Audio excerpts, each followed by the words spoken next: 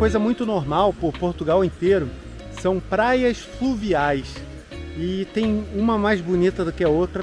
E essa região aqui mais central também não podia deixar de ter as suas. E hoje eu estou em uma delas chamada Praia Olhos de Água.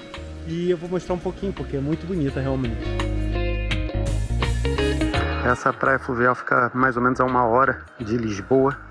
E o pessoal aqui em Portugal usa e abusa de praias fluviais, tem várias espalhadas, uma mais bonita que a outra.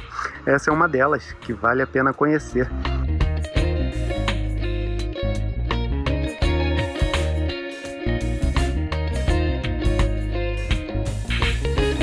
É aqui na freguesia de Louriceira que estão os famosos Olhos de Água. E aqui é onde nasce o rio Alviela. Essa é a nascente que durante mais de 100 anos foi captada a água para o abastecimento da cidade de Lisboa.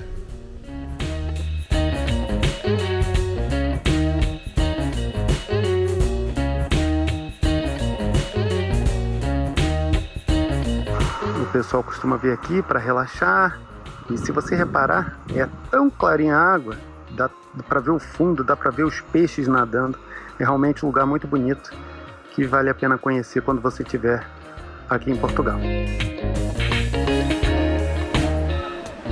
E é logo aqui que ficam as nascentes do rio Alviela, que ficam aqui.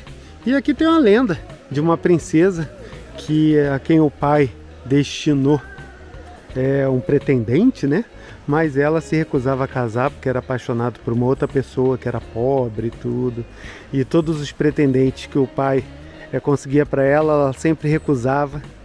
E, bom, de tanto recusar, ela acabou sendo condenada a uma bruxa a viver aqui nas grutas da nascente de Alviela, do rio Alviela. E dizem que são as suas lágrimas que saem daqui. Quando a está cheia, é dos buracos da gruta aqui tudo que saem as águas do rio. E é um dos motivos de ser chamado também a praia de Olhos de Água, ou Olhos d'Água, porque daqui saem várias águas para preencher justamente o rio.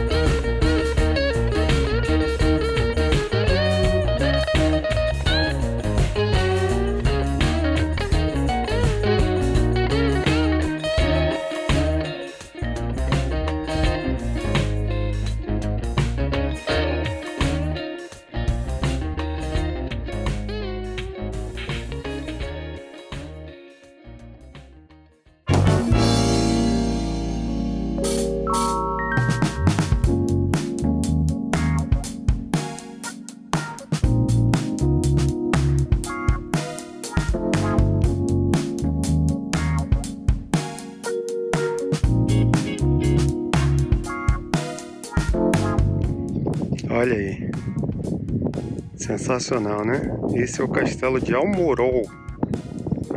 E esse aqui é o Rio Tejo, o mesmo que vem lá da Espanha, passa, por exemplo, na cidade de Toledo, lá na Espanha, depois vem, cobre uma boa parte de Portugal, passa por aqui e vai até Lisboa. Um belo castelo desse não podia passar sem uma lenda, né? E para o castelo de Almorol tem várias, mas eu vou contar uma que é mais contada por aqui.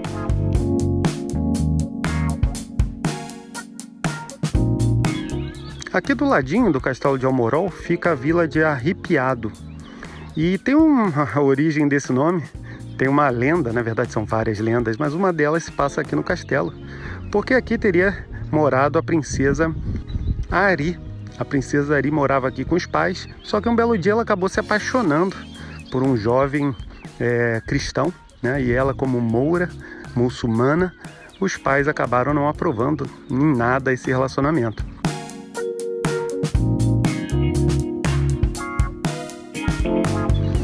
Mas como ela não desistia da ideia de casar com um cristão, os pais acorrentaram ela aí no castelo para que ela não fugisse com ele. E o termo seria que ela estava peada, né? Que ela estava acorrentada. Muito bem, com o tempo foi o que gerou o nome da cidade, né? Da aldeia, que seria Ari Peada, até que foi evoluindo para Arrepiado. Daí o nome, vai entender.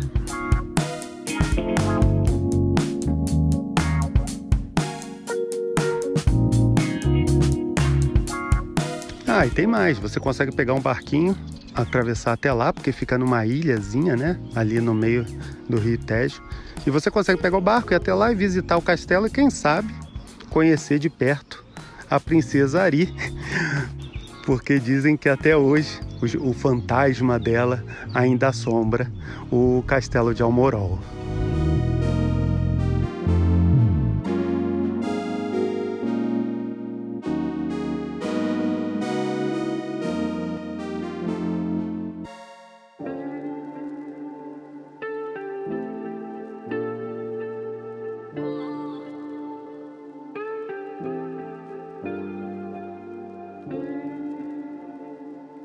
Essa aqui é a cidade de Constância, que é uma cidadezinha bem tradicional portuguesa, muito bonitinha, e ela divide, fica justamente entre o rio Zézere e o rio Tejo.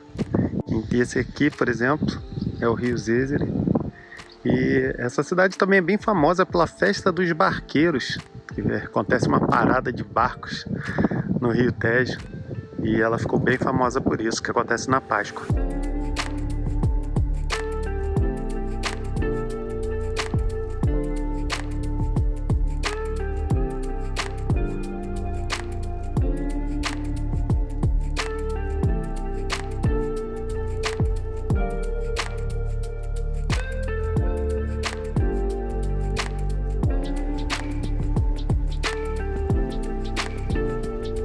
Uma outra coisa que chama atenção aqui em Constância é a associação com o poeta português Luís de Camões. Esse aqui, por exemplo, é um monumento em homenagem a ele, mas tem mais coisa associada ao Camões aqui. Ele também inspirou o Jardim Horto de Camões, que leva o nome dele, né? E é um lugar bem bonito e eu já explico sobre isso. O Jardim Horto de Camões é um jardim muito bem cuidado, que é inspirado na obra Os Lusíadas, que conta, né, a obra de Camões, que conta principalmente sobre a época dos descobrimentos portugueses. E aqui tem mais de 50 espécies de plantas, todas que foram apresentadas, comentadas pelo Luís de Camões nessa obra Os Lusíadas. Então leva o nome dele por causa disso. Essa aqui, por exemplo, é a árvore de cânfora. A madeira de cânfora é muito utilizada para móveis e acaba sendo móveis de um valor mais caro, porque dizem que essa madeira repele as traças e tal e acaba conservando mais. As folhas da árvore, também quando mistura com álcool, vira aquele famoso óleo de cânfora, né? O óleo canforado, que é até bastante usado no Brasil. Outra, essa aqui, a caneleira, né? A árvore da canela. Essa, imagina que na época do Camões era uma árvore super valiosa, né? A canela sempre foi uma especiaria muito valiosa. E o Camões se referia a ela como a cortiça cálida e cheirosa. Então, essa época aí, uma árvore dessa aqui produzia canela e gerava muito dinheiro para quem produzia. Uma outra inspiração do Oriente, esse aqui é o pavilhão de Macau. Macau, que é uma cidade lá na China, que foi também conquistada pelos portugueses. E depois das viagens do Luís de Camões, ele também apresenta nos Lusíadas um pouco dessa cultura. Essa parte aqui, toda ondulada desses muros, é inspirada na dança do dragão.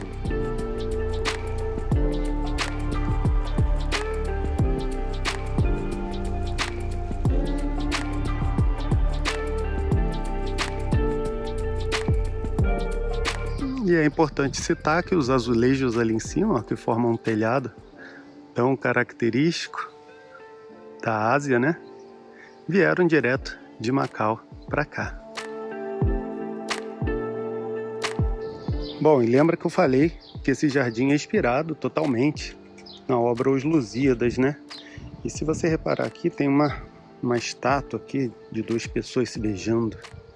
Isso refere-se a uma passagem dos Lusíadas, que é sobre a Ilha dos Amores, que Camões ali exalta a coragem dos navegadores portugueses e tudo mais, e de forma também a encorajar eles, que eles continuem ali, apesar de todos os percalços, conquistando novas terras e tudo mais, porque no final eles iriam para a Ilha dos Amores, que seria uma ilha onde os navegadores estariam rodeados por ninfas e amor eterno e tal.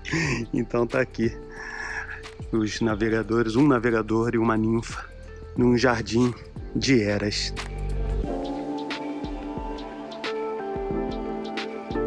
Agora olha isso aqui, ó. Aqui no Jardim de Camões tem uma esfera armilar. Essa é um símbolo de Portugal da época dos descobrimentos portugueses e era na verdade, um instrumento de navegação usado pelos portugueses. Simboliza ali no meio a terra, como se fosse a terra lá no centro, e em volta aqui seria os trópicos e o Equador, e essa faixa diagonal, o símbolo dos zodíacos. Ela era muito usada como navegação e virou símbolo de Portugal nesse período, símbolo de Dom Manuel, o rei português da época dos descobrimentos. E você vai ver essa esfera armilar, o símbolo da esfera armilar, espalhada por Portugal inteiro, desde porta de igreja até escudos familiares e tudo mais. É um símbolo muito importante para a cidade, e essa aqui é considerada a maior de todo o país. E se tiver precisando de sorte, acho que esse é o lugar. Aqui, ó. Esse é o famoso trevo de 4 folhas. Dá uma olhada. Tem bastante aqui.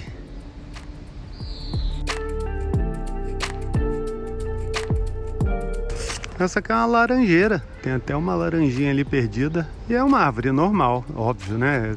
Bastante conhecida, não exótica mais pra gente. Mas ela foi trazida pelos portugueses lá da Ásia pra cá. E inclusive vários outros países conhecem, dão um nome da laranjeira como um nome bem, digamos, português. Por exemplo, na Grécia é chamada portucale, a laranjeira, né? A laranja. Na Turquia é portakal. E na Romênia, portucale. Tudo por conta dos portugueses terem trazido essa árvore da Ásia para cá.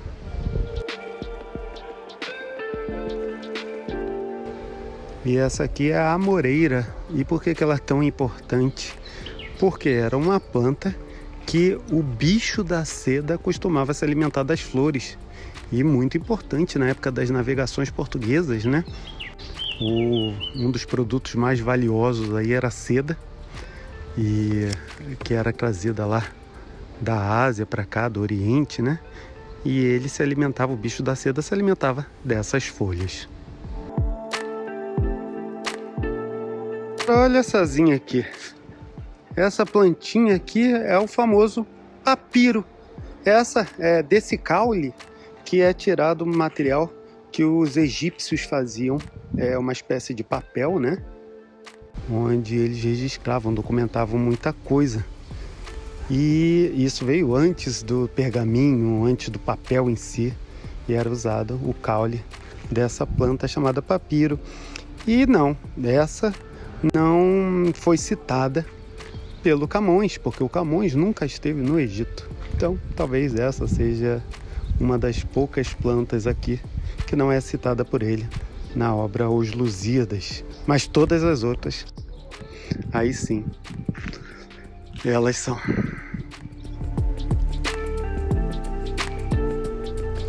O Camões teria passado 3 anos da vida dele aqui na cidade, também cursou a Universidade de Coimbra, mas ele tinha uma vida muito agitada. Ele acabou se apaixonando aí por uma das ladies da corte portuguesa, favorita do rei, acabou sendo expulso da corte. Ele também acabou indo servir no Marrocos mais tarde, onde ele perdeu um olho, e é por isso que você vê muitas imagens dele com o olho fechado e tal, porque ele perdeu o olho nesse momento. Depois ele se envolveu em uma briga, ficou preso, uma briga com o figurão da cidade, ficou preso durante um tempo, até que resolveu entrar num navio e rodar o mundo. E esse mapa mostra aqui um pouco da onde que ele foi, já dá para ter uma ideia que depois que ele resolveu se tornar um viajante, a vida foi ainda mais agitada. Ele ficou preso em Goa durante um tempo e foi até Macau, rodou isso tudo. E tudo isso que ele escreveu em Os Lusíadas foi fruto da experiência própria, de ter passado esse tempo com os navegadores, de ter rodado todos esses lugares tão exóticos na época onde o mundo estava sendo descoberto ainda pelos europeus. E ele traz toda essa bagagem, toda essa história. E quando ele ainda estava na China e tal, na Índia, ainda estava viajando, ele começa a escrever Os Lusíadas e vai terminar em Portugal, quando é publicado e tudo. Só que não ganha o reconhecimento que merece, o reconhecimento que veio ganhar depois, bem depois da morte dele. O Camões acaba morrendo da peste negra, né, peste bubônica, meio que desconhecido.